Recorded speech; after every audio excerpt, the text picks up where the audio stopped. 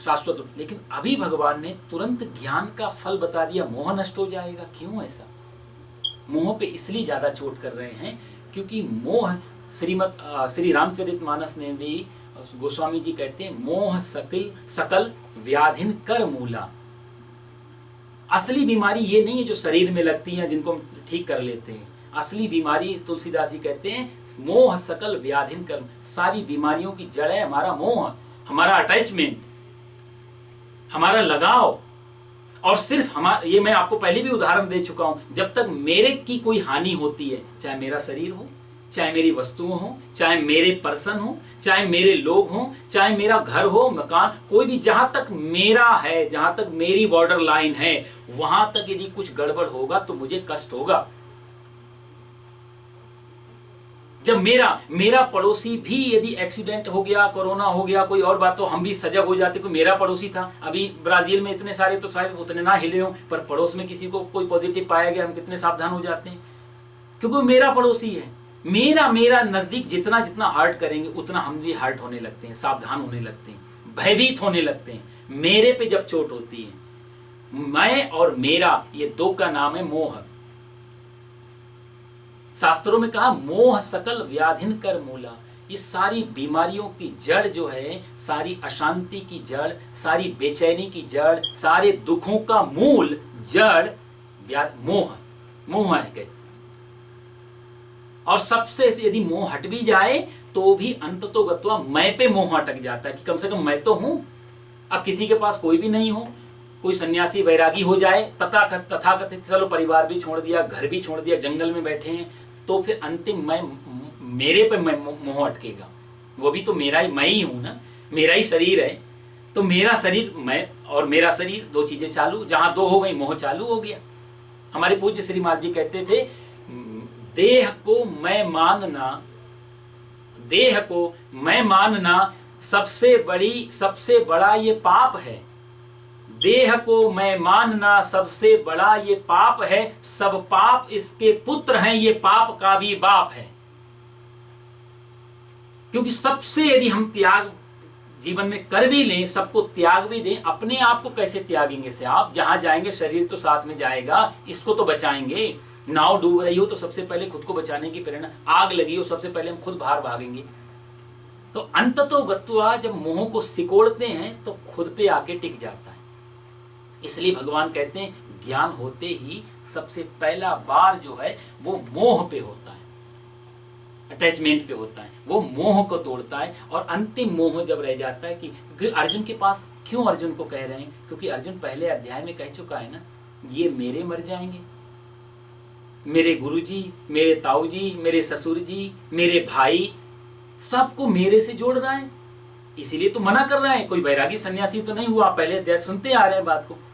अर्जुन की पीड़ा क्या है, अर्जुन का दर्द कहाँ छुपा है कि मेरे मर जाएंगे, अभी इनको हटाओ, दूसरे लोगों को लाओ, कोई गीता की जरूरत ही नहीं कृष्ण, मैं अभी गांडीव उठा लेता हूँ, बात खत्म हो जाएगी। गांडीव क्यों गिर रहा है, शरीर क्यों कांप रहा है, क्यों त्वचा जल रही है, क्यों ओंठ सूख रहे हैं अर्जुन के? क्योंकि ये मेरे मर जाएंगे। और गीता की शुरुआत भी आप देखेंगे, गीता जहां से प्रकट हो रही है, शुरुआत भी पहला श्लोक पहले अध्याय का। मैंने कहा पहला अध्याय जितना ज्यादा गहरा समझा होगा, आगे 17 अध्याय उतने ज्यादा समझ में आएंगे। पहले अध्याय की पहली लाइन धृतराष्ट्र उवाच है। क्या कहते हैं धृतराष्ट्र? धर्म क्षेत्रे कुरुक्षेत्रे समवेता युयुत्सवः माम काहा और पांडवाश्चैव। मेरे और पांडु के पुत्रों ने क्या किया संजय? मेरे बच्चों ने क्या किया और पांडु के बच्चों ने क्या किया? संजय उसी समय समझ गए, धृतराष्ट्र तुम बड़े पद पे हो, राजा को सारी प्रजा पुत्र समान होनी चाहिए, लेकिन तुम्हारे अंदर ये भाव आया ना, मेरे और उनके बच्चों ने क्या किया, तुम्हारे बच्चे हारेंगे, तुम मोह से ग्रसित हो, और जहां मोह है वहां अशांति रहेगी, तुम कभी शांति को प्राप्त नहीं हो पाओगे। गीता धृतराष्ट्र ने भी सुनी है, लेकिन आप परिणाम में देखो, पूरी गीता अर्जुन ने सुनी है, युद्ध करने लग गया है। धृतराष्ट्र पूरी गीता सुनने के बाद भी बेचैन है, और इतना बेचैन है धृतराष्ट्र कि आपने लोग महाभारत आप लोगों ने पढ़ा नहीं तो सुना ही होगा कि अंतिम में भीम को भी गले लगाते समय कुचल देना चाहते हैं। वो पीला जाति नहीं है, मेरे पुत्र को जंगा में वार किया इस भीम ने गदा से, अंतिम पुत्र भी इसने मार दिया, इस भीम को छोड़ूंगा नहीं, और उसको तोड़ देना चाहते थे भीम को। ये मोह खत्म नहीं हुआ पूरा गीता सुनने के बाद भी, क्योंकि तद विद्धि प्रणिपातेन है, भगवान जो कह चुके हैं वो क्वालिफिकेशन धृतराष्ट्र के अंदर नहीं है साहब। इसलिए और अब बाद में भी जब धृतराष्ट्र बैठे बैठे रोते हैं अपने पुत्रों की याद में, तो विदुर आते हैं इनके पास में और विदुर कहते हैं कि धृतराष्ट्र इतना मोह, इतना जीने की इच्छा, तुम्हारे बच्चों को जिन्होंने मारा और उनको मारने के लिए तुमने कितने प्रयास किए, तुमने, तुम्हारे खानदान ने, तुम्हारा बच्चा उनको जहर देना चाहता था, आग लगा दी उनके घरों में, वनवास में भेज दिया, कपट से जुआ में हरा दिया, पुत्र वधू को तुम्हारे सामने नग्न करने का प्रयास किया, इतनी बेइज्जती तुमने उन लोगों की, तुम्हारे बच्चों ने की, और तुम्हारे बच्चों के हत्यारे भी तो हैं वो, उन्हीं के घर में तुम टुकड़ा खाते हो रोज।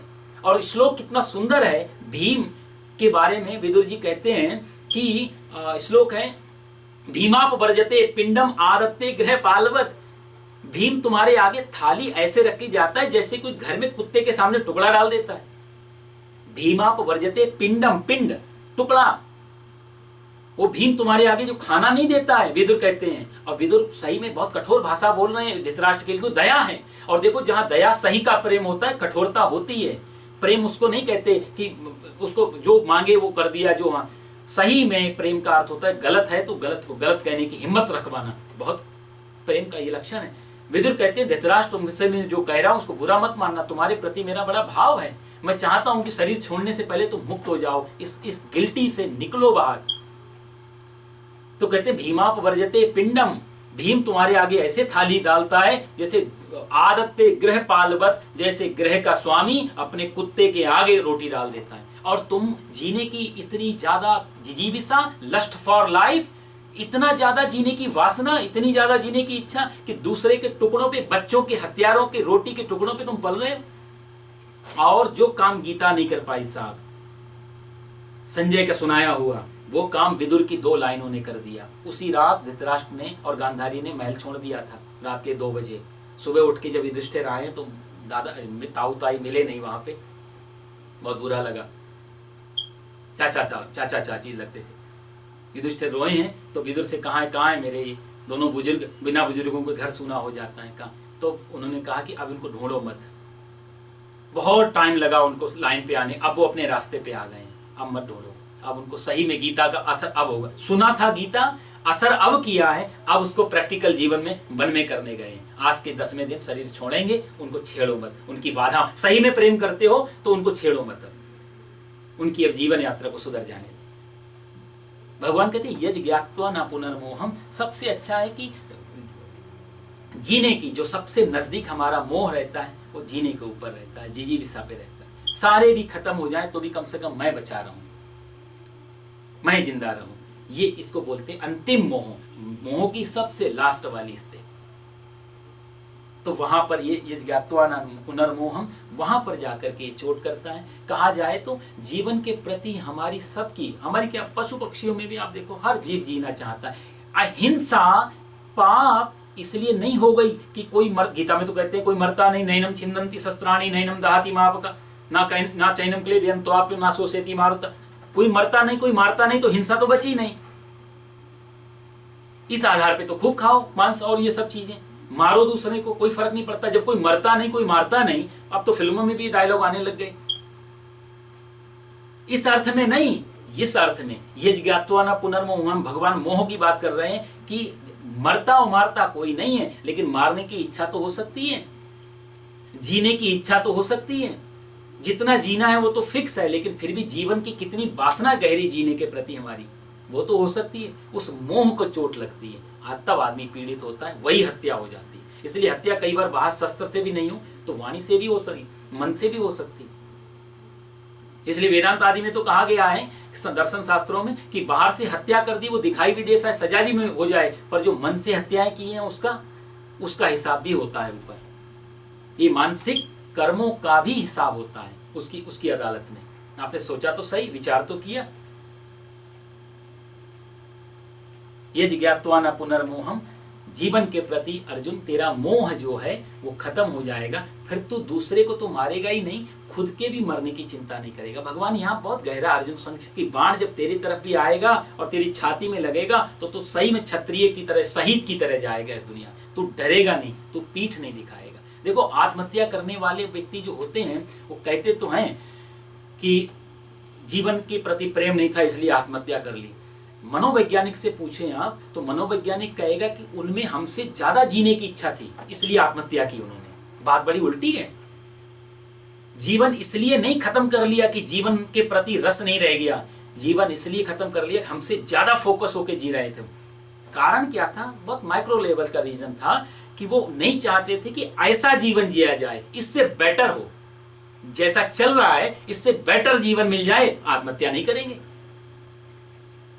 अंतर तो वही है ना, हमसे भी बेटर जीवन। उनके पास जो परिस्थितियां चल, उस परिस्थिति में जीने को तैयार नहीं हूं, हाँ इससे परिस्थिति सुधार दो तो मैं जीने को तैयार हूं, इससे अच्छा जीवन मिल जाए तो जीने को तैयार हूं।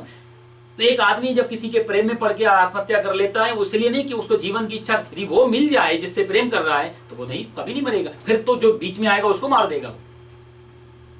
तो आत्महत्या करने वाले इस अर्थ में जीवन के प्रति और ज्यादा गहरे मोह से जुड़े होते हैं, इसलिए आत्महत्या, सोसाइटल व्यक्ति मोह से ज्यादा ग्रसित होता है, इसलिए वो आत्महत्या में उतरता है। उसको ऐसा जीवन पसंद नहीं है जो जीवन उसको, उसके लिए शांति या सुख नहीं देगा। भगवान कहते हैं यज् ज्ञात्वा न पुनर्मोहम, जो व्यक्ति जब ज्ञान हो जाता है तो मोह पे तलवार चल जाती है, मोह कट जाता है। सारी दुनिया में हमारा ये मोह का फैलाव है, जितने भी चीज़ें हम ये देखते हैं हम सब मोह से, सारी चीज़ें मोह के कारण हमें अच्छी लगती हैं। बड़ा पद मिल जाए उससे मोह, बड़ा घर हो जाए वो भी मोह, बड़ी कार हो जाए वो भी, शरीर स्वस्थ रहे वो, जहाँ जहाँ मोह है वहाँ वहाँ वासना है, और जहाँ जहाँ वासना है वहाँ वहाँ दुख है। कोई भी मोह किसी के लिए भी इटरनल सुख शांति लेकर के नहीं आएगा कभी। सब तुलसीदास जी ने 400 साल पहले जो बात लिखी, भगवान 5000 साल पहले वही बात कह चुके। आज की तारीख में भी यदि कोई प्रैक्टिकल करके देखे तो हमें लगेगा जो हमको रुला रहा है वो हमारा मोह है। बिना मोह के कोई व्यक्ति किसी को रुला नहीं सकता। तो ये बहुत ही महत्वपूर्ण प्रश्न, और भगवान इसको पहले भी कह चुके हैं। आप लोगों ने दूसरे अध्याय में सुना होगा, भगवान कह चुके हैं यदा ते मोह कलिलम। भगवान ने कहा ये मोह जो है कलिलम, कलल मतलब दलदल, जहाँ पानी और मिट्टी दोनों घुल जाते हैं ना, दलदल हो जाती है। ये दलदल यदा ते मोह कलिलम, अर्जुन ये मोह दलदल की तरह है, और दलदल में फंसा व्यक्ति हर समय चाहता मैं निकल जाऊंगा, और जितने हाथ पैर मारता है, दलदल की खासियत यही है, जितनी तेजी से हाथ पैर मारोगे उतने और नीचे जाओगे। मोह व्यक्ति सोचता है शायद इसमें सुख नहीं मिला, इससे वो उस वाली में सुख होगा, और तेजी से भागता है। उसमें नहीं मिला तो उसमें होगा, और तेजी से। ये इल्यूजन मोह का रास्ता बढ़ाता रहता है, और सारा जीवन मिलता लास्ट में दुख ही दुख है।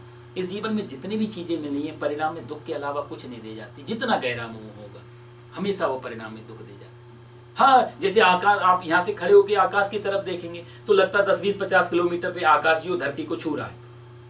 जब ये वैज्ञानिक नहीं गए थे बाहर पृथ्वी से तो हम सब लोग जानते थे कि आकाश कहीं ना कहीं पृथ्वी को छू रहा है। तो 10-20 किलोमीटर आगे गए उतना ही फिर आकाश आगे बढ़ जाता है, नहीं नहीं यहाँ नहीं, वहाँ छू रहा है। बच्चे जो छोटे छोटे बच्चे भागते हैं, आपस में चर्चाएं करते हैं, देखो वहाँ उसके गांव में शायद आकाश जो है पृथ्वी को छू रहा हो। आकाश कभी पृथ्वी को नहीं छूता, लेकिन कभी ना छुए ऐसा कभी नहीं दिखता, ऐसा भी नहीं होता। हमेशा छूता हुआ दिखता है, लेकिन छूता कभी भी नहीं, क्योंकि पृथ्वी को मोह भी हर समय मोह ऐसी बात याद दिलाता कि शायद वहां जाके सुख मिल जाएगा, वहां तो 100% सुख होगा, इसमें 100%। कभी भी आकाश नहीं छुएगा पृथ्वी को, कभी भी हमें कोई चीजें सुख नहीं देगी जब तक मोह है। तो भगवान इसी बात को कहते हैं, अर्जुन तेरे पहले मोह को नष्ट करेगा यशसी पांडवा येन भूतान्य शेषेण, और उसका दूसरा परिणाम होगा तो मुझ में तो सच्चिदानंद में तो सबको देखेगा ही, लेकिन अपने आप में, मेरे में, संसार में तो सिर्फ एक ही चीज को, एक ही सत्ता को, एक ही परमात्मा को देखेगा। फिर तेरे में और इनमें कोई बहुत ज्यादा अंतर नहीं रह जाएगा। मटेरियल अलग अलग हो जाएंगे थोड़े थोड़े, बाकी सब चीजें एक जैसी हो जाएंगी। आगे भगवान इसी श्लोक की बात करते हुए 36वें श्लोक में कहते हैं, अपि चेदसि पापेभ्यः सर्वेभ्यः पापकृत्तमः सर्वं ज्ञानप्लवेनैव ब्रजिनम संतरिष्यसि। 37वां श्लोक भी हम लोग ले लेंगे, बहुत अच्छा श्लोक है, ये भी साथ में जुड़े हुए हैं। यथैधांसि समिद्धोऽग्निर्भस्मसात् कुरुतेऽर्जुन ज्ञानाग्निः सर्वकर्माणि भस्मसात् कुरुते तथा। भगवान कहते हैं अर्जुन, अगर तू चेत सर्वेभ्यः पापेभ्यः, कितनी अच्छी बात कहते हैं भगवान, अगर तू सब पापियों, सर्वेभ्यः पापेभ्यः, सारे पापी जितने भी दुनिया में है, जो भी तू जानता है सबसे ज्यादा पापी लोग हैं, उनसे भी पाप कृतमा, उससे भी ज्यादा बड़ा पापी तू है अर्जुन। जितने भी पाप हैं उससे भी बड़ा पाप तू, सर्वेभ्यः पापेभ्यः पाप कृतमा, सारे पापियों से भी बड़ा पापी तू है। तूने पाप कर लिया है ऐसा, असि तो भी ज्ञान प्लेनैव, ज्ञान रूपी नौका, ज्ञान रूपी बोट पे एव निसंदेह सर्वम ब्रजनम संतरिष्यसि, तो इससे ज्ञान रूपी नौका पे बैठ जा तो पार हो जाएगा। कितनी बड़ी बात भगवान कह रहे हैं। यथैधांसि समिद्धोऽग्निर्, और 37वें श्लोक में भगवान कहते हैं अर्जुन जैसे, कैसे पार हो जाएगा तू? बोला जैसे समिद्धा अग्नि ही, समिद्धा का अर्थ होता है बहुत तेज, लपट वाली, भयंकर जलने वाली अग्नि। यह अग्नि शब्द नहीं, समिद्धा अग्नि, अच्छी तरह से जो जल रही है ऐसी अग्नि।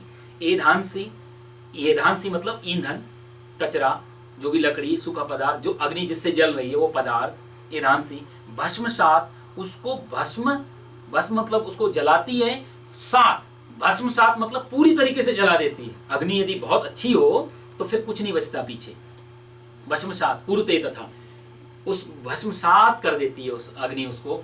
ज्ञानाग्नि सर्वकर्माणि, अर्जुन ऐसे ही ज्ञान रूपी अग्नि भी सर्वकर्माणि, सारे कर्मों को भस्मसात कुरुते तथा, तेरे सारे कर्मों को भी ऐसे ही जला देगी। बहुत अच्छी बात है, बहुत ज्ञान की बात भगवान बता रहे हैं। अर्जुन लगता हो तुझे अर्जुन कि तू बहुत बड़ा पाप करने जा रहा है।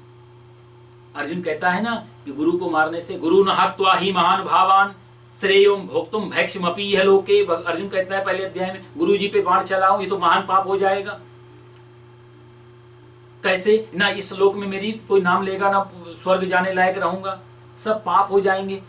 भगवान उसी बात का कहीं लगता है यहाँ उत्तर दे रहे हैं, अर्जुन अपि चेतसि पापेभ्यः, तुझे लगता है कि तूने पाप किए हैं तो उसको छोड़ जो पाप किए हैं। तुझे लगता हो कि जो दुनिया में सबसे बड़े पापी लोग हैं, सबसे ज्यादा पापी हैं, उन लोगों को भी तो छोटा मान और अपने आप को उनसे भी बड़ा मान कि तूने उनसे भी ज्यादा पाप किए हैं, तो भी, और बड़े हिम्मत का साफ वक्तव्य है ये कहना आशा, ये भगवान श्री कृष्ण ही कह पाएंगे। यदि ये प्रश्न हम बाहर कहीं रख दें किसी मोरालिटी में, कोई नीति शास्त्र में, तो बिगड़ जाएंगे लोग, ये क्या बात कर रहे हैं, ज्ञान से और पाप कैसे नष्ट हो जाएंगे।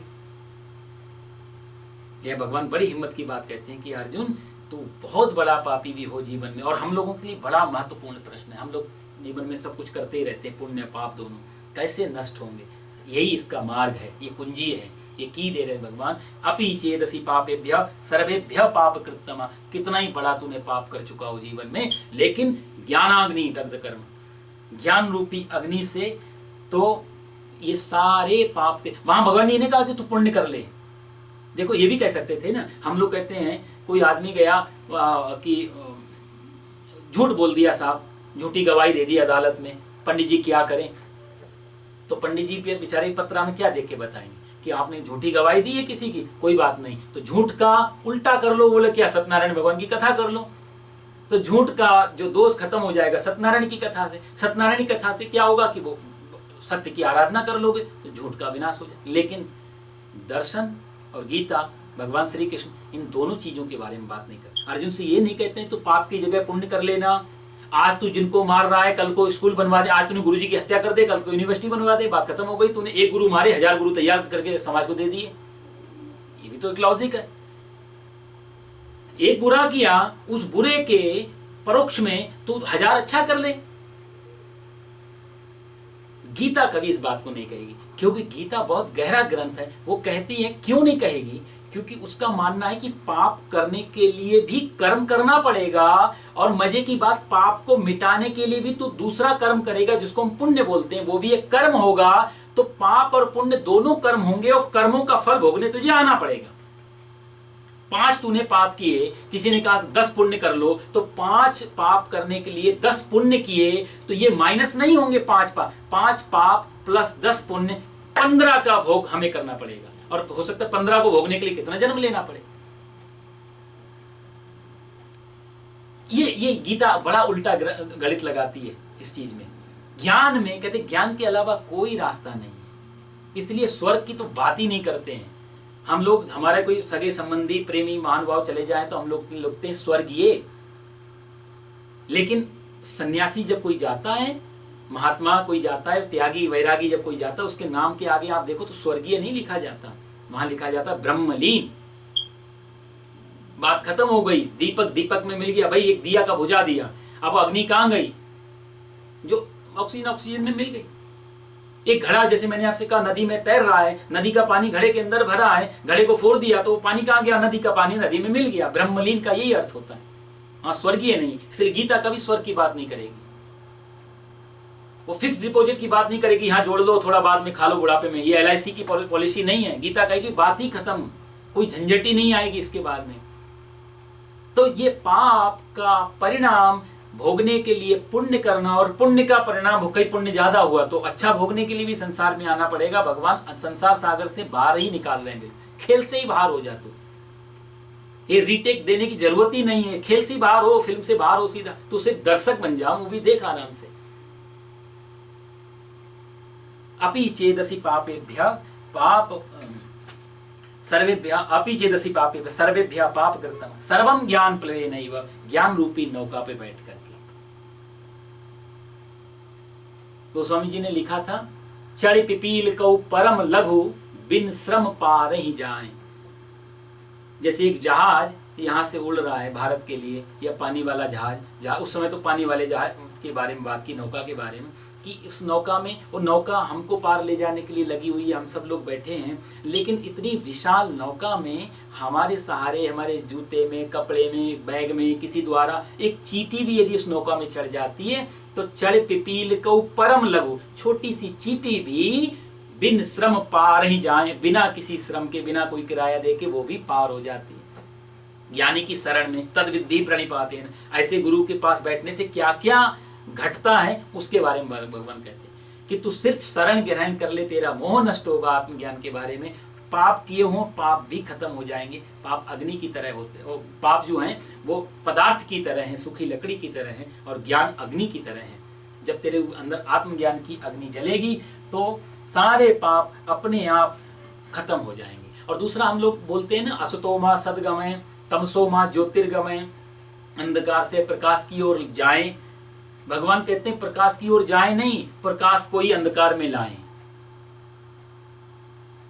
अंधकार, प्रकाश को ही अंधकार में लाएं। क्योंकि हम भी प्रकाश किसी ने देखा नहीं हो तो कैसे, कोई आदमी अंधा ही हो बेचारा, उसको प्रकाश में ले जाओ, अंधेरे में बैठाओ, कैसे पता लगेगा मैं प्रकाश में हूं अंधेरे में। एक आदमी अंधा बेचारा कहीं जा रहा था, एक आदमी ने बोला कि तुम रास्ते में जा रहे हो, किसी से टकरा ना जाओ। उसको मालूम नहीं था ये अंधा है, तो उसने हाथ में लालटेन दे दी जला करके। बोले लालटेन पकड़ करके जाओ, किसी से टकरा मत जाना। अंधा बोला तुम्हें मालूम नहीं है, अंधे की मजाक करते हो, मैं अंधा हूं, मुझे लालटेन की क्या जरूरत है। तो आदमी बोला मैं इतना कठोर नहीं हूं कि आपके अंधे की मजाक उड़ाऊं, मुझे मालूम है आप अंधे हैं। आप किसी से नहीं टकराए इसके लिए नहीं दी है, आपसे कोई ना टकरा जाए अंधेरे में इसलिए दी है। लालटेन लेकर के जाओ, आपसे भी तो कोई टकरा सकता है, तो लालटेन हाथ में होगी, जल रही होगी तो आदमी बच के निकलेगा। वो अंधा समझ गया बेचारा, लालटेन लेके चलने लगा। आगे से आके सही में एक आदमी टकरा गया।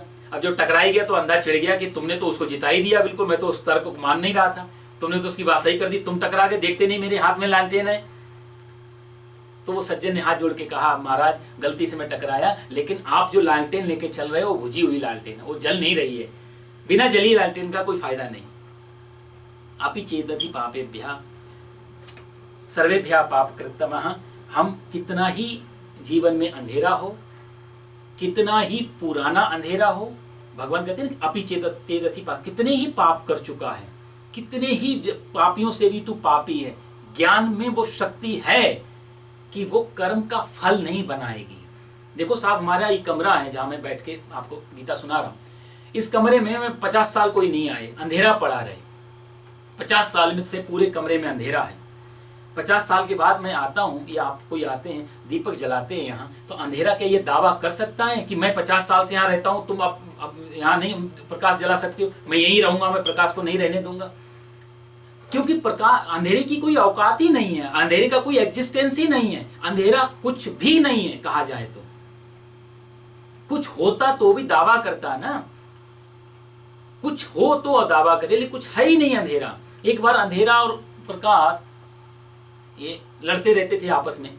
अंधेरे की पीड़ा ये थी कि जब भी प्रकाश आता है अंधेरे को भागना पड़ता है। अंधेरे को बड़ा बुरा लगा, एक दिन भगवान के पास पहुंच गया, भगवान से कहा कि प्रभु, कहानी है लेकिन बड़े काम की है। उसने कहा प्रभु आप मेरे कोई औकात ही नहीं है, मेरी कोई पावर ही नहीं है, देखो मैं जहाँ भी जाता हूँ वहाँ यदि प्रकाश आ जाए तो मुझे वहाँ से भागना पड़ता है, मेरे को हट जाना पड़ता है, यदि मेरी कोई ज़रूरत ही नहीं तो मेरे को बनाया क्यों भगवान आपने? भगवान बोले अच्छा अंधेरे से उजाले से परेशान हो प्रकाश से? बोला हाँ प्रभु। तो भगवान बोले ऐसा करो, मुझे मालूम नहीं, तुम दोनों लोग साथ साथ आओ और फिर अपनी समस्या बताओ, तो मैं प्रकाश से पूछूंगा तो अंधेरे को क्यों परेशान करता है। तो आज तक अंधेरा कभी प्रकाश को साथ में लेके भगवान के पास नहीं पहुंच पाया, भगवान भी वेट कर रहे हैं। अंधेरा प्रकाश दोनों साथ साथ रह ही नहीं सकते। तो जैसे अंधेरा कितना ही पुराना हो, कितना ही घना हो, कितना ही ज्यादा हो, प्रकाश के सामने उसकी कुछ भी नहीं चलती, प्रकाश के सामने खत्म ही हो जाता। ये भी नहीं कि बाहर निकलता हो, खत्म, लाइट जली। तो ऐसे ही जो पाप हैं वो भी अज्ञान से होते हैं, और अज्ञान में पुण्य भी अज्ञान से होते हैं, पाप भी अज्ञान से होते हैं। दोनों के कर्म फलों को भोगने के लिए हमारा जन्म होता है। ज्ञान में ना पाप बचता है ना पुण्य बचता है। जो कुछ कहूं सो हरि कथा, महापुरुष गाते ना, आप वाणी से जो भी निकल रहा है वो हरि कथा है साहब। शंकराचार्य जी को इतना प्रसन्नता हुई एक बार अपने मन में, इतनी प्रसन्नता हुई कि झाड़ के नीचे खड़े हुए थे और खड़े खड़े अपने पैर को प्रणाम करने लगे। लोगों ने बोला कि शंकराचार्य जी और आप अपने आप को प्रणाम कर रहे हैं, मुझे आप अहंकारी तो नहीं हो गए? तो शंकर ने कहा ऐसा लगता है सारी सृष्टि मेरे अलावा कुछ है ही नहीं, मैं किसको प्रणाम करूं, दूसरा दिखना भी तो चाहिए। ऐसा ज्ञान जहां दूसरा बचता ही नहीं, सब या तो मैं बचता हूं। इसलिए चार वेदांत, चारों वेद में चार बातें हैं, या तो अहम ब्रह्मास्मि, मैं ब्रह्म हूं, मैं ब्रह्म हूं उसका मतलब सारा संसार ब्रह्म है, या फिर या तो मैं के बारे में बात बचती है तो तू खत्म होता है, और या फिर दूसरा वेदांत कहता है तत्त्वमसि, या फिर सब कुछ तू है, या अहम ब्रह्मास्मि, या तत्त्वमसि, या प्रज्ञानाम आनंदम ब्रह्म, इदम खलविदम ब्रह्म। चारों वेद चार ही बातें करते, सारा संसार ब्रह्म है, जहां आनंद है वहां ब्रह्म है, या तू ब्रह्म है या फिर मैं ब्रह्म है, लेकिन है एक ही।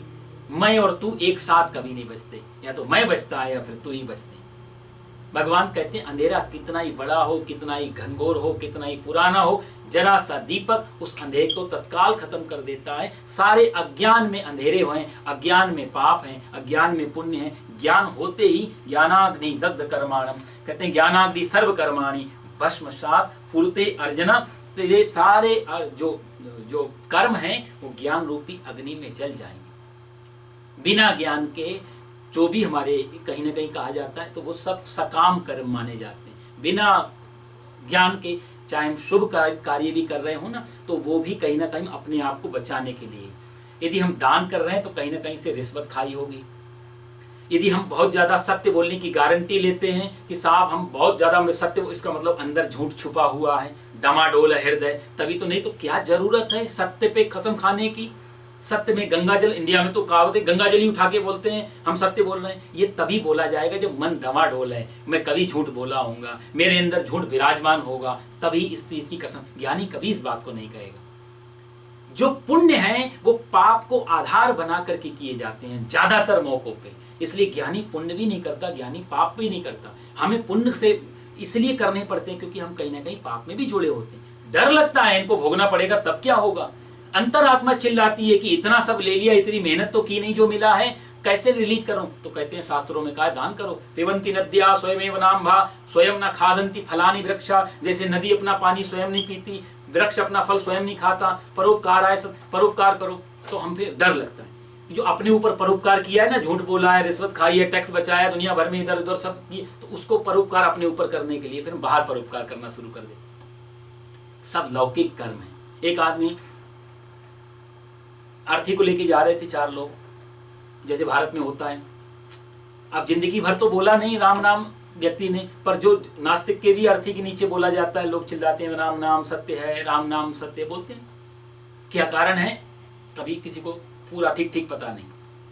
भाई अब तो आत्मा ही उस शरीर में नहीं बची। जब राम नाम सत्य कहने के लिए जवान थी, गला था, वोकल थी, बोल सकता था, हिम्मत थी, तब तो बोला नहीं।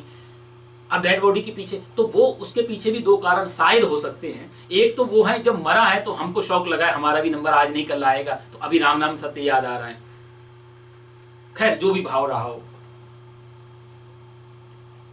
एक महात्मा जी सामने से आ रहे, उन्होंने बोला कि ये बड़ा अच्छा भगवान का लोग नाम ले रहे हैं तो सारी